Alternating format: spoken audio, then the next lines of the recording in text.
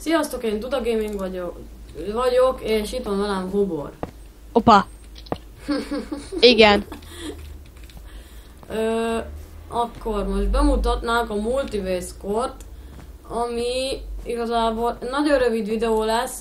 A Multiverse Core tömören összefoglalva azt jelenti, hogy több világot tudunk létrehozni, mint például most itt vagyunk a Telepvilágban. A telepvilágban, és itt ugye nem lehetett volna legenerálni, hogyha nem lenne Multiverse Core.